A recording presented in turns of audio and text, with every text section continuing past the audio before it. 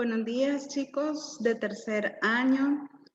Bienvenidos a un nuevo horario. Creo que es el primer día en que tenemos este horario, así de las dos clases seguidas, lo que indica que cada semana solamente tendremos una clase. Quisiera saber, antes de comenzar el desarrollo, ¿cómo vamos con la lectura de El Puente de los Asesinos? Vamos iniciando, ya iniciamos, todavía no hemos iniciado, porque si no recuerdo mal, el próximo miércoles es el control de ustedes, según la fecha que yo les había compartido. Entonces, bueno, va a ser una pregunta retórica, ¿verdad? De cómo van en la lectura. Tenga en cuenta esto que le acabo de decir, que me parece que es el próximo miércoles el control de lectura. La obra no es tan extensa realmente, pero yo sé, estoy consciente que tienen otras tareas, en especial al ser el último año. Entiendo que tienen un trabajo de graduación que hacer, etcétera, y eso pues lleva tiempo, lógicamente. La idea es que usted organice el tiempo que tiene para realizar las tareas y en este caso las lecturas que se le han asignado.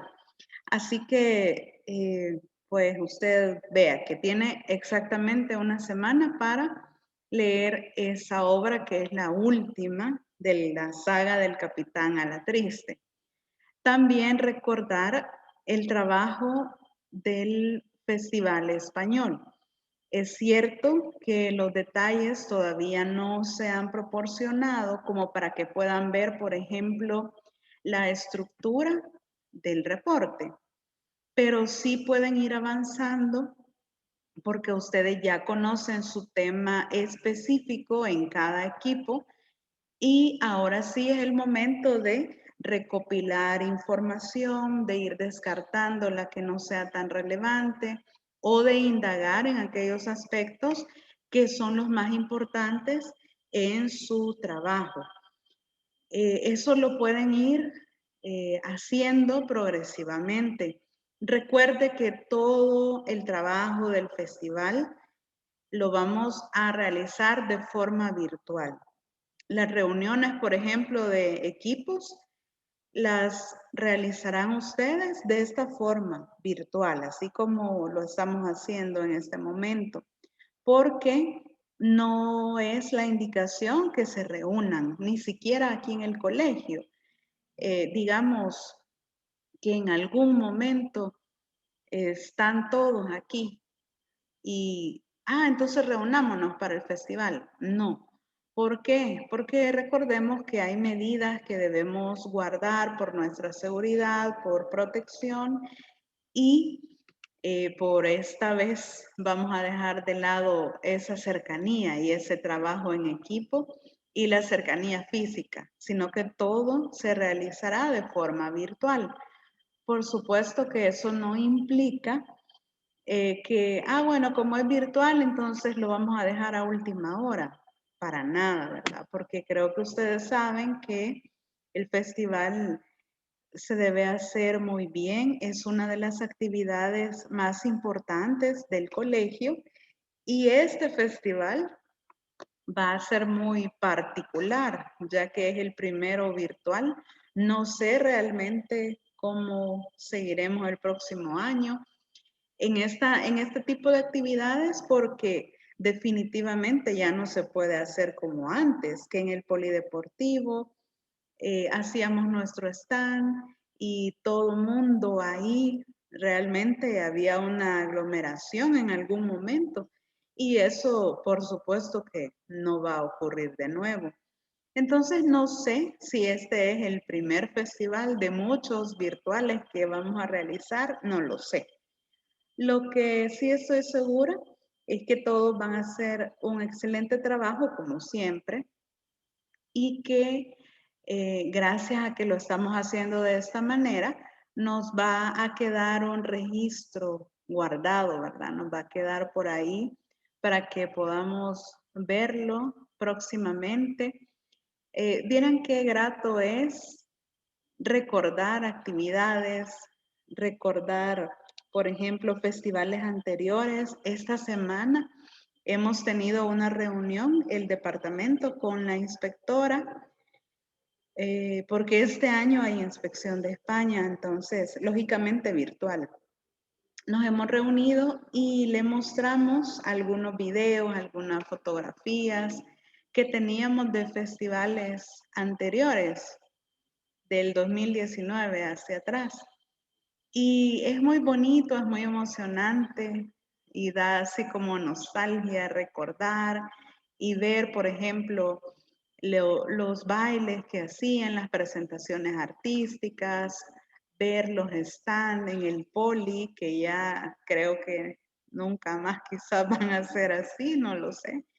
Entonces, la idea es que de por qué les estoy diciendo todo esto, es primero para trabajar bien, como siempre, para que quede un excelente trabajo, un producto final excelente de ustedes. Recordar que pueden hacer algo distinto, no es obligación que sea solamente una exposición con una diapositiva o con una presentación.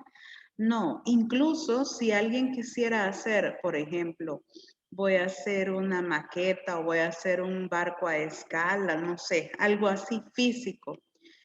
Claro que lo puede hacer. Eso sí que lo tiene que hacer solito, ¿verdad? O solita, porque no podemos reunirnos con nuestros compañeros. Pero el trabajo, por supuesto que siempre es en equipo. Lo que quiero decirle es que si usted tiene la habilidad o puede hacer algo diferente, sería bueno que lo comparta con todos nosotros y que nos quede como un buen recuerdo. Lastimosamente, tampoco vamos a tener un acto de cierre en el que la promo haga su baile tradicional de despedida del festival, ¿verdad? No sé cómo lo ven ustedes. Algunos tal vez estarán felices porque no les gusta bailar y otros tal vez un poco decepcionados porque sí les gusta participar en ese tipo de eventos, no lo sé. Pero es una lástima porque era algo así como tradicional, algo muy emblemático del festival, que la promo se despide con bailes y bueno, ni modo, lo haremos de otra forma. Eso sí, está abierta la invitación por si alguien quiere, así de forma virtual, o tener un punto artístico. O si alguien dice, bueno, yo quiero declamar un poema, yo quiero cantar, yo quiero tocar un instrumento, yo quiero bailar, no sé, lo que ustedes tengan a bien para el festival, se puede hacer.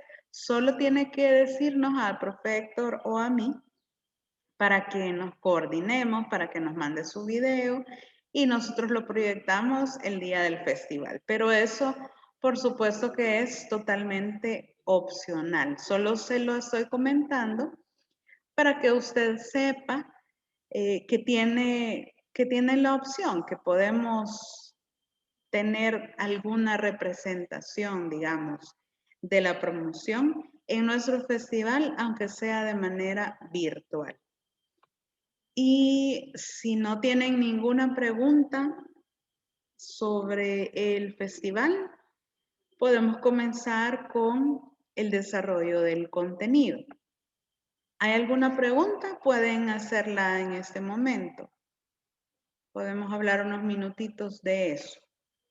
Y si no, pues comenzamos con el contenido. Bueno, si no, en cualquier momento ya sabe que abra el micrófono y pregunte, ¿verdad? Porque ya no puedo ver los controles de la reunión. Les recuerdo que vamos iniciando la unidad 2, el periodo 2, y que todos son temas de repaso. En este caso, hablamos del siglo de oro español en su primera parte, digamos, el Renacimiento. Y ahí tenemos nuestros indicadores de logro. El primero es que usted sepa argumentar condiciones sociales en la España del siglo XVI, que es en el indicador que vamos a trabajar en esta jornada. Pero también sabemos que hay que desarrollar un contenido socioemocional y acá creo que es muy apropiado para ustedes este tema porque en unos meses algún aspecto de su vida va a cambiar radicalmente. Imagino que la mayoría irá a la universidad. Imagino que ya está decidido por qué carrera va a estudiar. Y si no lo está todavía, pues hay que, hay que trabajar en ello porque los ingresos en las universidades o el trámite de ingreso en nuestro país inicia muy pronto, ahí por julio, agosto, dilatando hasta septiembre quizás, van comenzando, ¿verdad? A vender bueno, en mi tiempo eran las carpetas, no sé realmente ahora cómo se llaman. En la universidad de El Salvador, por ejemplo. Yo recuerdo que tuve que ir y comprar una carpeta donde venía toda la información de la carrera que yo quería y de la universidad y el trámite y todo. Ahora entiendo que es de forma digital, no sé qué nombre tiene, pero este proceso comienza temprano. Entonces, quiere decir que si todavía no se ha decidido qué va a estudiar, tiene un par de meses para hacerlo. Y esto constituye parte del proyecto de vida, algo importante, ¿verdad? Y fundamental para todos, porque es mentira que cada uno de nosotros no tenemos un objetivo en la vida. Todos queremos lograr algo, ya sea en el ámbito de educación, en el ámbito de salud, en el ámbito de deportes, alguna destreza tal vez, no lo sé, pero todos queremos lograr algo. Y esa meta puede ser a corto plazo, a mediano plazo o a largo plazo. Lógicamente, debo trabajar por ello, porque las cosas no ocurren solo porque yo lo desee, ¿verdad? Solo porque yo, ay, quisiera tal cosa y ya se cumple. No es así y todos lo sabemos. Entonces, el proyecto de vida debe estar claro en la mente de cada uno de nosotros. Por supuesto que vamos a encontrar obstáculos que tenemos que afrontar, tenemos que ver cómo superarlos para ir poco a poco acercándome a mi meta que me he trazado en el proyecto de vida. Pero como la idea es que hablen ustedes, ¿verdad? Más que yo, porque están justo en este momento que prácticamente su vida adulta, joven adulta, está por comenzar y están próximos a tomar decisiones muy importantes que van a marcar el futuro eh, a largo plazo. Por ejemplo, puede haber alguien que diga, sí, yo voy a ir a la universidad, pero también quiero trabajar, porque quiero tener algún tipo de experiencia. Creo que más en el ámbito de este bachillerato que ustedes están cursando y que casi terminan, pueden tener alguna oportunidad de trabajo en el ámbito, por ejemplo, de la contaduría o de la administración de alguna empresa. A veces contratan personal así, ¿verdad? Muy joven que va iniciando en esto y eso es bueno, tener una experiencia. Y entonces hay quienes tal vez pueden pensar en llevar las dos cosas a la par, el estudio y el trabajo. No sé, ¿verdad? Es una idea que se me ocurre. Entonces, quisiera que algunos de ustedes comentaran cuál es, digamos, en su proyecto de vida, cuál es una meta a corto plazo. O en su proyecto de vida, cuál es una meta a mediano plazo y otro a largo plazo. Digamos 3 participaciones que nos puedan compartir en su proyecto de vida cuáles son sus metas. Ya le digo, uno a corto plazo, otro a mediano plazo y otro a largo plazo. ¿Lo hacemos así voluntario? ¿Quién nos quiere compartir algo de su proyecto de vida?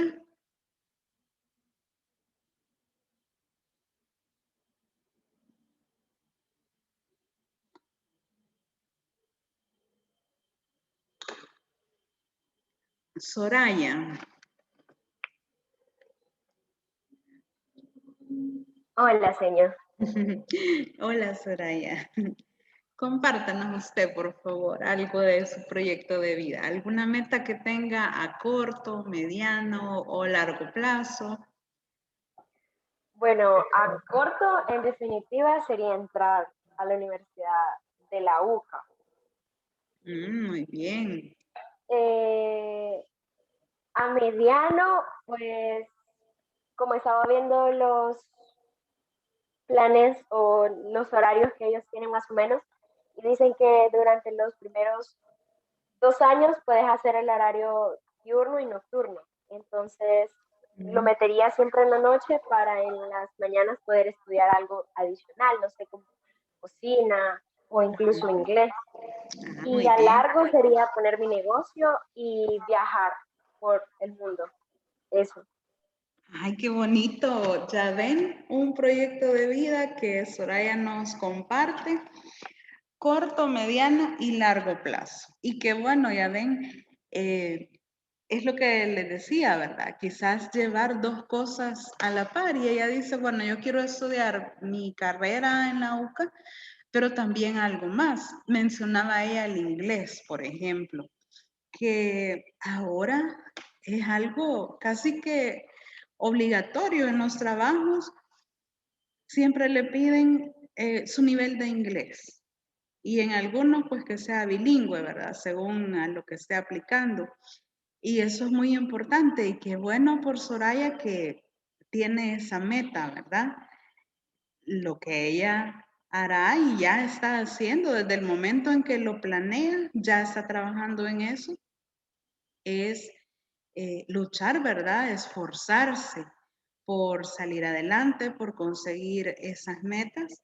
Y qué bueno, Soraya, le deseo lo mejor, que eso se cumpla, así como usted lo está pensando, y que yo sé que sí, sí lo va a cumplir porque usted es una persona muy determinada y que le pone muchas ganas, como decimos, ¿verdad? A las cosas. Así que muy bien, Soraya, y gracias por compartirnos algo de su proyecto de vida. Ahora un caballero, bueno, un caballero que nos comparta algo de su proyecto de vida, voluntario.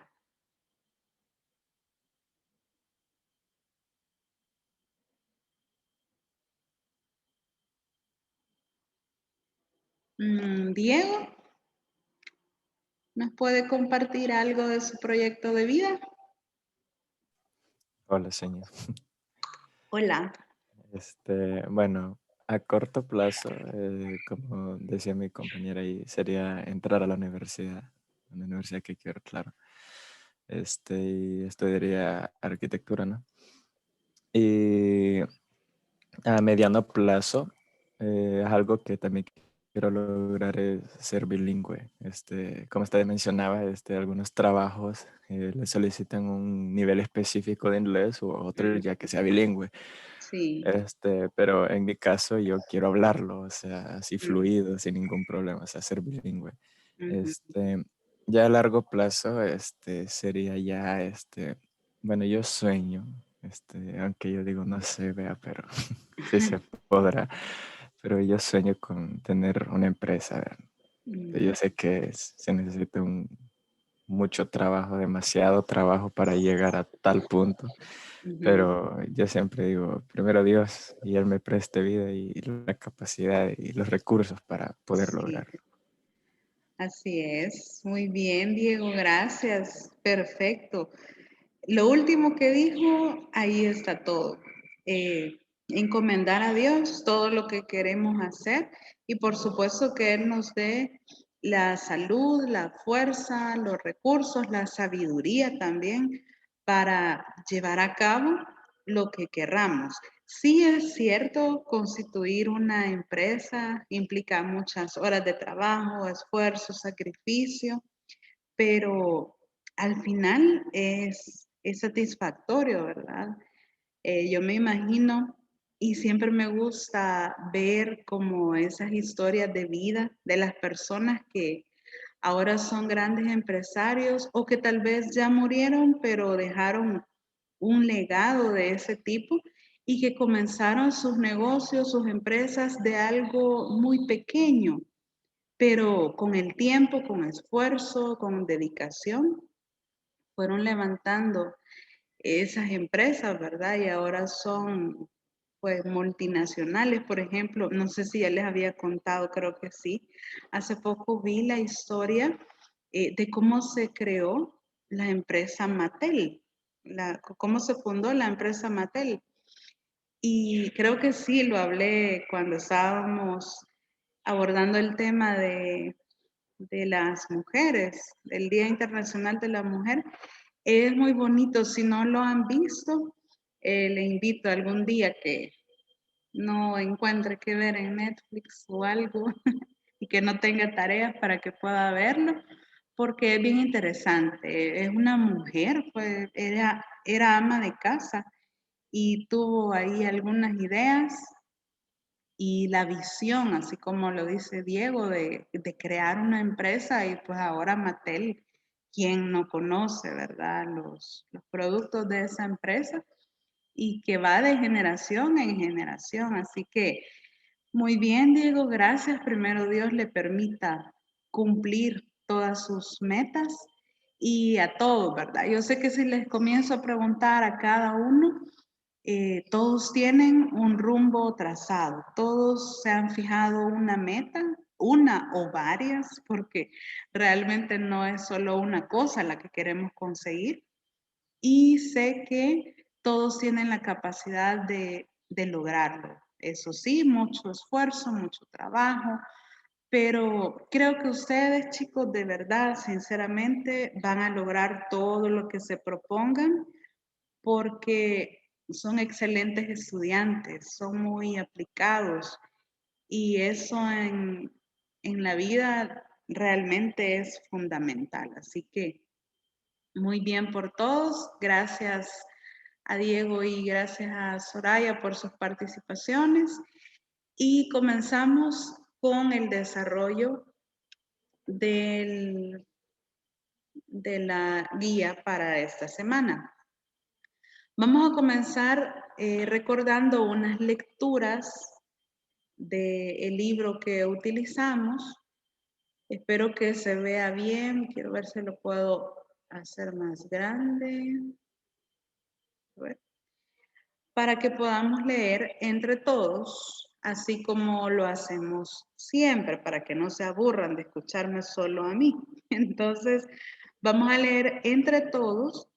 Vamos a tratar de ir haciendo una especie de esquema de la información que vayamos obteniendo ahí en su cuadernito, en sus apuntes de clase o en la computadora o no sé, pero la idea es que vaya haciéndolo porque si yo consolido cierta información en un esquema, en un mapa mental, después es más fácil para estudiarlo o para recordarlo. Por esa razón, lo vamos a hacer de esa forma. Entonces, vamos a ir siempre en número de lista, creo que estamos todos, ¿verdad? Y son 8, si no recuerdo mal. Entonces, vamos a ir por número de lista, un párrafo cada uno. Recuerde que un párrafo lo marca un punto y aparte, no un punto y seguido, no un punto y coma, no 2 puntos. Quiere decir que si yo estoy leyendo, por ejemplo, ahí lo que está viendo en la pantalla, históricos 2 puntos, continúo porque no ha terminado mi párrafo. Entonces vamos a ir leyendo por número de lista. Cuando sea necesario, vamos a hacer algunas pausas para lo que tengamos que comentar y vamos a ir haciendo nuestro esquema sobre esta información. Así que comenzamos con número 1. La España del siglo XVI, comienzo del Renacimiento en España. Comúnmente se acepta la fecha de 1492 para dar cuenta del comienzo de la influencia del Renacimiento en España. 2. Este nuevo enfoque artístico, literario y científico, inspirado en la antigüedad grego-latina, había surgido en Italia en el siglo XIV, el 300 en Italia. En el siglo XV, el 400, llegará a su apogeo sentando su capital en Florencia, en España. En España recibió un impulso trascendental gracias a la conjunción de varios acontecimientos históricos. Vaya, ahí una pausa, Valmore, por favor. Como vamos a ir haciendo un esquema, ¿verdad? Yo me lo imagino. Por ejemplo, el punto de partida, obviamente, el Renacimiento. Puede ser una flecha, un indicador, inicio en España o inicio de influencia en España, 1492. Otra flecha puede ser como el concepto, un enfoque y luego se divide entre ramas, artístico, literario y científico. Puede ser otra flecha, otro indicador, inspirado en la antigüedad grecolatina. Así me lo voy imaginando yo, aquí lo voy haciendo yo también en la pizarra, a la par de ustedes, si ustedes en su cuadernito. Ahí ya llevamos información así condensada sobre el Renacimiento. Ahora hay que recordar algo. ¿Por qué dice que el Renacimiento es un enfoque artístico, literario y científico? ¿Cómo puedo comparar esto con la mentalidad de la Edad Media? Y de ahí viene el nombre, Renacimiento. ¿Qué es Renacimiento? ¿Cómo lo podemos definir? ¿Ustedes cómo lo definirían? Si lo despegamos, digamos, en este momento de que estoy estudiando literatura, en sí la palabra renacer, ¿qué significa? ¿Qué quiere decir o a qué hace alusión? Dejar algo viejo por algo nuevo. Dejar algo viejo por algo nuevo, muchas gracias. Un cambio, ¿verdad? Algo novedoso. Y si ustedes recuerdan, en la Edad Media no hubo un avance en estas tres cosas, ni artístico, ni literario, mucho menos científico, porque todo estaba centralizado y todo estaba dominado por la iglesia. Entonces, en toda la Edad Media, y por eso uno de sus nombres, la Edad Oscura, no hubo ningún avance en esos tres aspectos. Por eso, renacer es así como nos dicen, ¿verdad? Dejar algo viejo por algo nuevo. Podemos decir también que renacer es florecer, resurgir y también sustituir algo antiguo por algo diferente o algo nuevo. Bien, espero que vaya haciendo ahí su esquemita bien bonito por si en algún momento necesito una muestra de ese esquema, ahí me la puedan mandar. Así como me han mandado los otros, yo les avisaré. Bien, entonces estábamos que recibió un impulso gracias a varios acontecimientos históricos. Todavía seguía Valmore en estos cuatro. Siga, porfis.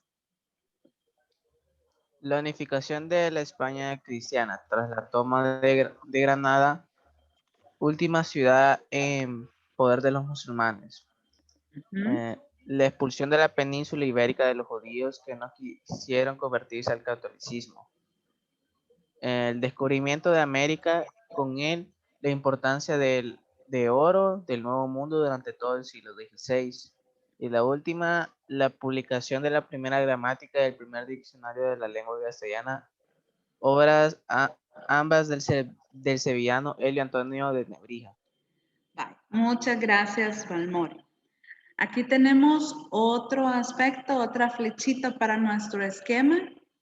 Acontecimientos históricos que lo impulsan. Y serían estos cuatro. Unificación de España, expulsión de los judíos descubrimiento de América y la publicación de la primera gramática y el diccionario. Si podemos analizar un poco de cada uno, fíjense que el primero y el segundo están íntimamente relacionados y me marcan una fractura, un cambio radical de la Edad Media cuando convivían estas tres culturas o estas tres religiones, cristianos, judíos y musulmanes, pero en el Renacimiento, como muchas cosas van a cambiar, van a resurgir, van a dejar lo antiguo por cosas nuevas, entonces esa convivencia, digamos, esa interrelación en esas tres culturas o en esas tres sociedades se ve quebrantada. Y ahí tenemos que los musulmanes son expulsados de Granada, que fue el último lugar que ocuparon, y también todos los judíos que estaban dispersos en la península fueron expulsados por no querer convertirse al catolicismo. ¿Y por qué no los dejaron ahí? ¿Por qué los españoles los expulsaron a ambos grupos?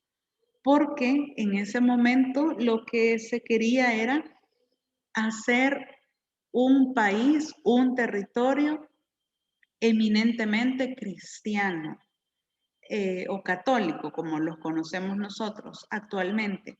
Querían la unidad y por esa razón expulsan a todas las personas que practican otra religión y que se rehúsan a aceptar las normas del catolicismo o del cristianismo. Y por esa razón, esos dos acontecimientos están relacionados y que es una muestra muy clara de la fragmentación o del cambio de la Edad Media hacia el Renacimiento, cuando esas tres culturas ya no conviven, sino que se queda únicamente la cultura cristiana, la religión cristiana en el territorio español. El tercer aspecto, que es el descubrimiento de América, es uno de los motivos que le permitió a España en aquel momento ser uno de los países con más poder, con más riquezas y con más territorios. Imagínense, ahora ya no solamente tenía territorio España en Europa, sino que también en América, las famosas colonias españolas. Y si usted ha ido, por ejemplo, a nuestro país, a estos famosos pueblos vivos, por ejemplo, y si ha tenido la oportunidad de ir a la plaza central del pueblo, siempre hay, por ejemplo, la alcaldía, una casa comunal, la iglesia. Son por lo menos esos tres lugares, esas tres instituciones son recurrentes en todos los pueblos. Y si alguien ha sido curioso y ha visto, por ejemplo, la iglesia, casi siempre las iglesias tienen una plaquita donde está la descripción de la estructura, de la arquitectura, de cuándo data la construcción, etc. Y en muchas de ellas usted va a poder encontrar que son estilos o que son estructuras españolas y muchas del siglo, por ejemplo, XVI, siglo XVII y en algunos casos también está como como el escudo de España, porque todo eso, recordemos que en algún momento perteneció a ellos, perteneció entre comillas, ¿verdad? Porque Todos sabemos que nunca tuvo que ser así, pero pues la historia cuenta que así fue y es una realidad. Entonces, todos esos son vestigios del dominio, del alcance que tuvo España en este territorio americano. Y bueno, eso no es solo en El Salvador. Usted puede ir, por ejemplo, a Guatemala, que es uno de los países que son más cuidadosos de sus monumentos, de los lugares culturales, de los lugares antiguos. Y precisamente en Antigua Guatemala está una iglesia que ahora alguna parte es ruina, pero ahí se ve muy bien esto que le estoy diciendo. Está un gran logo de España y está ahí toda la descripción, todo el arte, toda la infraestructura y data desde el siglo XVI. Y como le digo, ese país conserva mucho la cultura y por esa razón es que no se ha cambiado nada. Y muchas de las iglesias de nuestro país también mantienen esa arquitectura, así que podemos ver que todavía tenemos algún recuerdo del descubrimiento de América y de cuando los españoles vienen a este territorio y se expanden, ¿verdad? Y eso les permitió ser casi que la primera potencia mundial la primera potencia en Europa de aquel momento. El cuarto aspecto, algo importante, ¿verdad? Imagínense, desde el siglo XVI existe un diccionario y existe una gramática. Quiere decir que escribir bien, guardar las normas ortográficas ha sido importante siempre. Imagínense desde cuándo. Y también aquí me da una idea de otro cambio fundamental y radical de la Edad Media al Renacimiento. Porque si usted recuerda, la literatura en la Edad Media estaba reservada para un pequeño grupo de personas, solo para aquellas personas cultas, muchas de ellas vinculadas a la iglesia, y no era para el pueblo, por ejemplo, no era para todas las clases sociales, sino que estaba muy reservado. Pero en cambio, en el Renacimiento, imagínense, hacen una publicación. Quiere decir que estaba al alcance o al acceso de cualquier persona. Y esto también me da la idea que la gente, sin importar su clase social, ya había dado un avance, por ejemplo, en aprender a leer, aprender a escribir y a comenzar a cultivarse. Esto es muy importante porque son como las primeras formas de imprenta, digamos. Se me ocurre a mí, ¿verdad? Como así muy primitivas.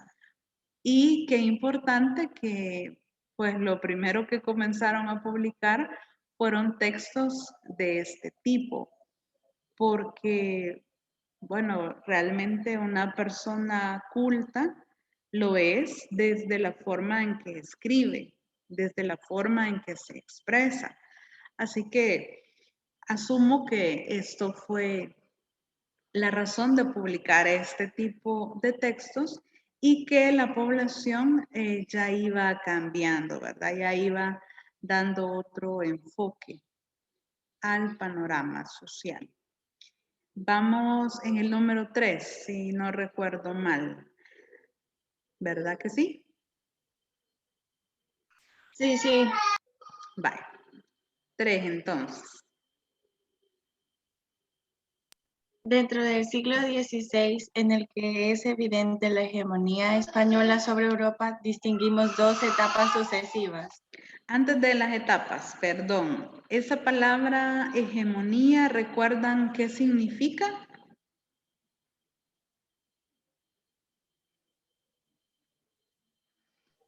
¿Quién tenía el control, por decirlo así? Perfecto, gracias. ¿Quién tiene el control? ¿Quién tiene el dominio político, económico? ¿Quién ejerce presión, verdad, sobre los demás? Y en el siglo XVI fue España. Vale, ahora sí, comenzamos.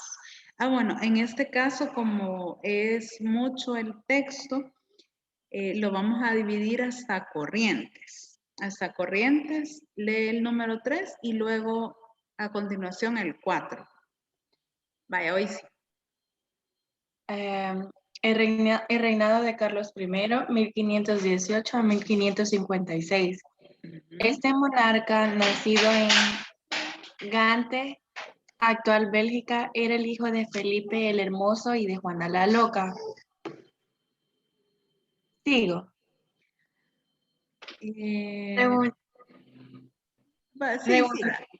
Reunió bajo su centro la España heredada de sus abuelos maternos, los reyes católicos, que ya incluye las nuevas tierras descubiertas en América, los Países Bajos y Austria, herencia de sus abuelos paternos, Maximiliano y María de Austria, además del derecho a ser elegido emperador de Alemania, como así sucedió. Carlos I de España y V de Alemania se convirtió en el fundador de una monarquía con dominios en diversos continentes. Gracias. 4. Su reinado comienza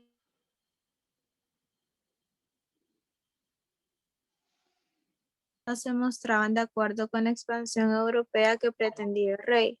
Sofocada la revuelta de las comunidades en 1521, el reinado transcurrió sin especiales problemas en política interior. Fuera de España, Carlos V mantuvo frecuentes confrontaciones bélicas. Por una parte, se enfrentó en varias ocasiones con Francisco I de Francia, quien también aspiraba a la corona imperial. Por otra parte, quiere. Ay, perdón. Le íbamos a cortar para que no se cansara en leer, porque hoy son como 3 páginas. Vale, gracias. 5.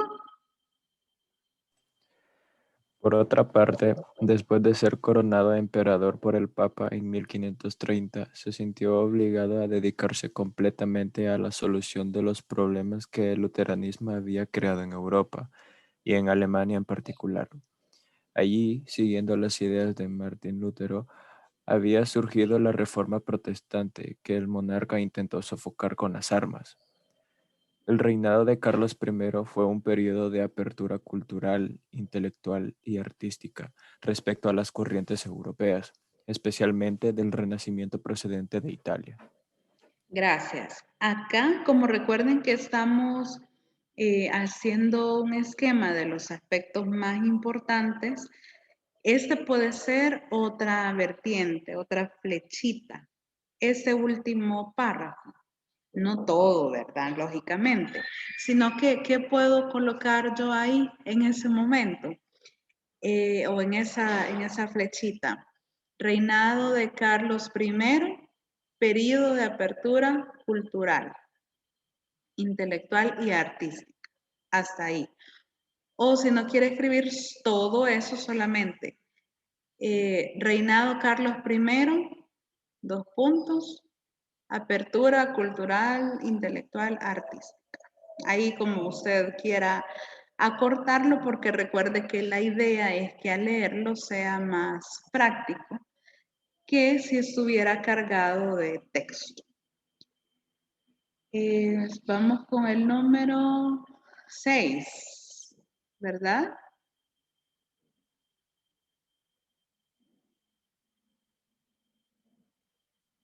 ¿Quién es 6? No recuerdo la lista.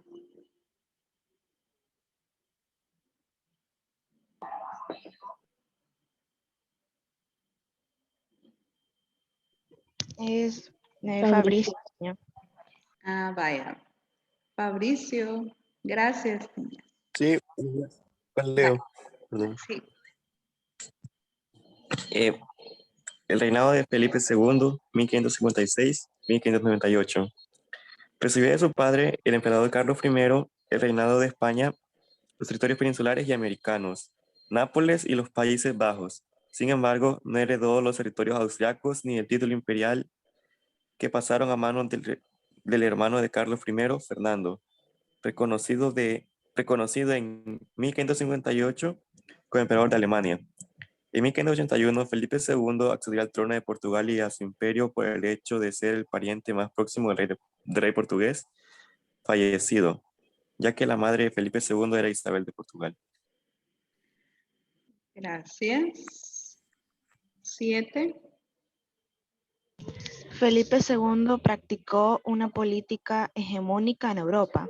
Obtuvo victorias frente a Francia, que ambicionaba a los Países Bajos, y con la Liga Santa, frente a los turcos y sus aliados berberiscos del norte de África, que desplegaban estrategias invasoras en el Mediterráneo. Gracias. Esto es otro aspecto importante que puede ser ahí en el esquema. Felipe II practicó política hegemónica. Y como usted ya sabe a qué se refiere la hegemonía y que en este caso está hablando de conflictos o de luchas por territorios, pues usted ya lo va a recordar, ¿verdad? En su esquema.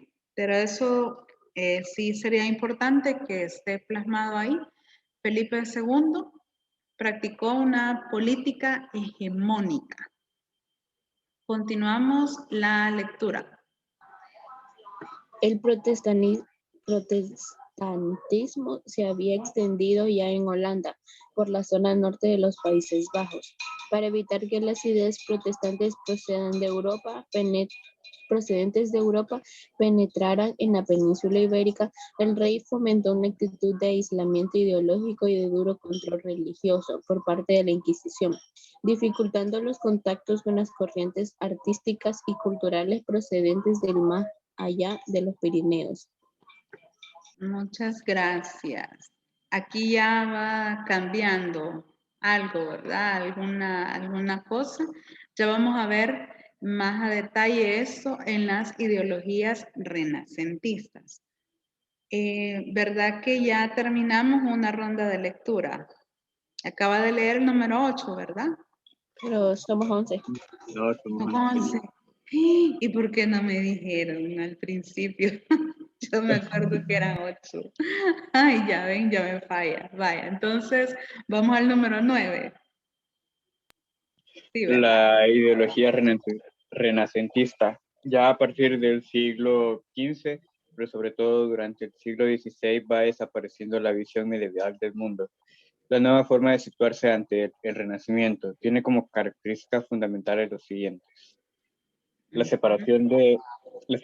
separación radical entre lo natural y lo sobrenatural, mientras que los poetas medievales escribían a la par poesías amorosas, morales y religiosas.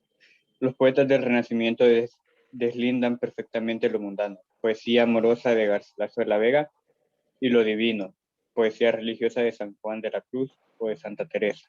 Gracias. Quizás lo cortamos hasta ahí para que alguien más le ayude. Bueno, no alguien más, el que sigue en la lista. Que sería 10, ¿verdad? Sí. La nueva ideología trae como consecuencia que surja dentro de la Iglesia Católica una postura crítica que, en último término, desembocará en la reforma protestante de Lutero y Calvino. En el Concilio de Trento se refutan las doctrinas protestantes y comienza la contrarreforma que España encabezaba. Gracias. Vamos a la siguiente página. Va. Número 11.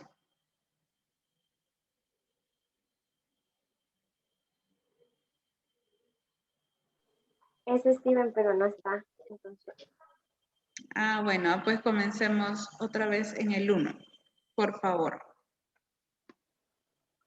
Este liderazgo español trae consecuencias negativas para nuestra cultura y para el bienestar del país, puesto que se cierran las fronteras con Europa para que no penetren las ideas luteranas, pero también se cierra la cultura para la ciencia etc. Comienzan las guerras de religión en los Países Bajos, con las consiguientes pérdidas económicas y de vidas humanas. Gracias. Siguiente. El antropocentrismo. El hombre renacista es capaz de inventar cosas, de disfrutar de la vida en esta tierra. El mundo ya no es un valle de lágrimas, como en la Edad Media. No es Dios el centro del universo, como lo era en los siglos anteriores, sino el hombre, capaz de dominar el mundo y en torno al cual girara todo.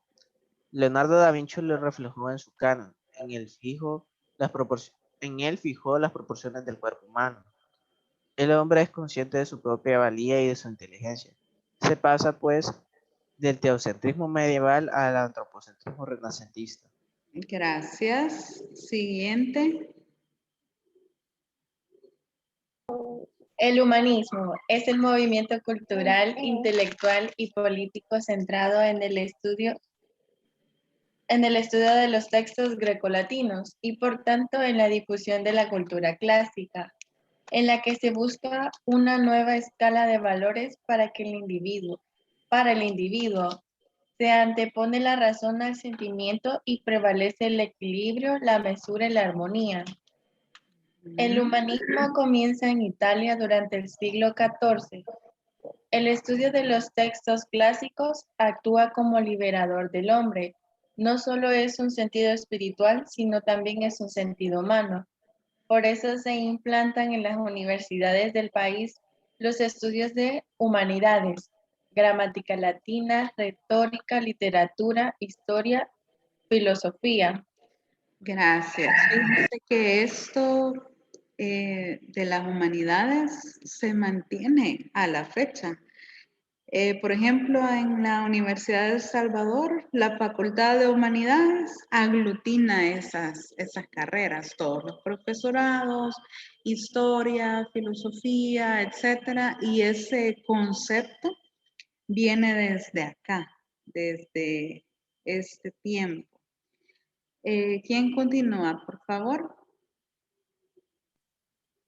La difusión del humanismo en Europa se produjo a través de distintos caminos.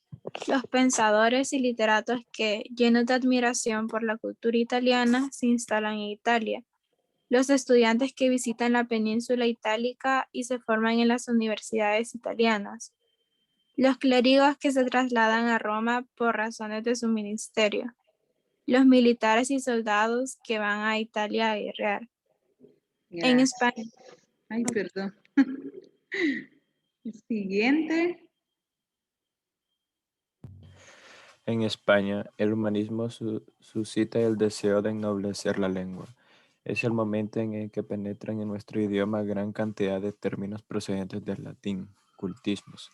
Se intentaba conseguir así una lengua idónea para el cultivo literario. Además, en la difusión del humanismo tuvo una importancia capital la invención de la imprenta por el alemán Johannes Gutenberg.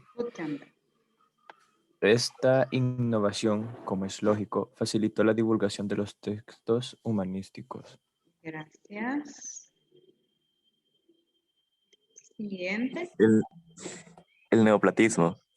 Inspirándose en las ideas del pensador griego Platón, se busca descubrir la belleza oculta de la naturaleza. Eso supone una idealización tanto del paisaje como del hombre, porque la contemplación de la belleza oculta en ellos produce la elevación del espíritu. Siguiente. Surge un nuevo ideal de belleza que describe el mundo, la naturaleza, la mujer, el amor, no como es, sino como debería ser. Siguiente. Esta nueva mentalidad produce un cambio en la concepción del modelo de hombre. Se pasa del caballero, prototipo del hombre medieval, al cortesano, hábil como poeta y como guerrero. En nuestro país, Garcilaso de la Vega representa perfectamente este nuevo ideal del hombre renacentista. Gracias. Y creo que ahí terminamos con la lectura, sí. Vaya, en estas 4 ideologías no fui comentando nada porque es la parte práctica y la que van a hacer en conjunto. Aquí está el cuadrito. Tiene que, en el primer cuadro donde dice ideología, ahí solo va a escribir el nombre. Por ejemplo, neoplatonismo. La definición la va a obtener de la lectura. Ahí usted la puede abstraer si quiere textual o si quiere en sus propias palabras. Y la última columna, ¿qué provocó esa ideología? Es decir, ¿qué cambio favoreció o qué fue diferente a la Edad Media gracias a esa ideología? Entonces, para trabajar esto, que sería lo último que hemos leído desde acá, ideología renacentista, me refiero a separación entre lo natural y sobrenatural, sería la primera. La segunda, antropocentrismo. Tercera, humanismo. Y la cuarta, neoplatonismo. Vamos a agruparnos y permítanme. Y vamos a hacer ese cuadrito. Faltando unos 5 minutitos quizás, volvemos acá a la pantalla principal y algunos de ustedes nos muestran o nos leen cómo les quedó y tienen que ser similares, ¿verdad? Porque tienen el mismo texto, entonces la información no puede ser dispersa, sino que tiene que concordar lo que dicen unos, lo que dicen otros. Vaya, tengo 10, ¿verdad? Entonces, 10 personas, 10 participantes, sí. Entonces vamos a hacer 5 salas pequeñitas para que trabajen así en parejas.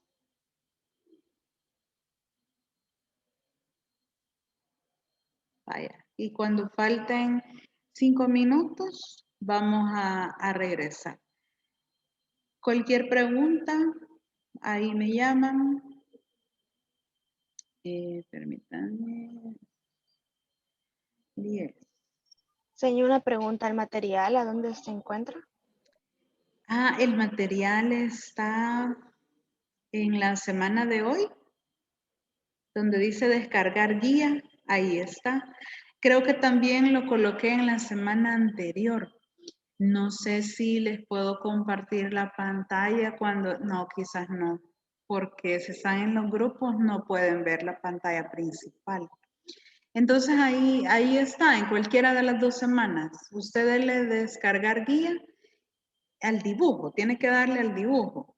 Y ahí le va a abrir la guía y en recursos complementarios, o sea, casi al final, ahí están las páginas. Entonces aquí le vamos a poner 15 minutos. Vale. Señor. Hola. Era ideología, definición, ¿y qué más? ¿Y qué provocó? ¿Qué cambio provocó? Bueno, ahí van entonces. Cuando sea el tiempo, automáticamente regresamos acá y cualquier pregunta me llaman, por favor.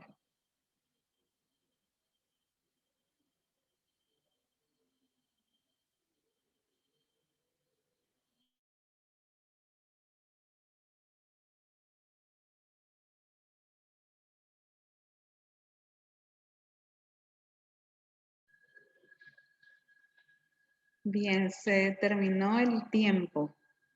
¿Qué tal? ¿Lograron completar el cuadro con las 4 ideas? A nosotros nos faltó el neoplatonismo. Les faltó el neoplatonismo. Bueno, está bien. ¿Y los demás? ¿Completaron 1, 2, 3, 4? A nosotros también nos faltó el neoplatonismo. Les faltó Igual a nosotros, señor. bueno. Lo contestamos. ¿Todo? Sí. Ah, vaya, está bien, muy bien. Entonces, el tiempo ya no nos da para poder presentarlo, digamos, o que nos hicieran una lectura de cómo les ha quedado, pero han trabajado muy bien. Gracias porque el tiempo realmente era cortito y si abarcaron 3 ideologías, quiere decir que todos se dispusieron a trabajar muy bien. Y qué bueno por el equipo, o bueno, la pareja realmente, que completó las 4 ideologías. Muy bien. No se preocupe si les falta una. Recuerde que son actividades de clase, pero de evaluación formativa. No es que tiene nota o algo, que por supuesto sí en el examen, algo de esto que hemos trabajado ahora va a ser evaluado, pero ahí usted ya tiene sus apuntes y eso pues le ayuda a estudiar. Y cuando vaya a estudiar, ahí puede completar el cuadrito con la ideología y qué provocó esa ideología para que lo tenga completo. Muchas gracias, chicos. Ha sido un gusto. No he sentido las 2 horas clases, se pasaron súper rápido y eso es porque ustedes son súper agradables, participan. Así que muchas gracias y nos estaremos viendo la próxima semana. Una clase tal vez para hablar sobre la obra, alguna pregunta y la otra hora clase sería el control de lectura. Así que cualquier cosa nos comunicamos, cuídense mucho, les deseo un feliz día y hasta la próxima semana. Gracias.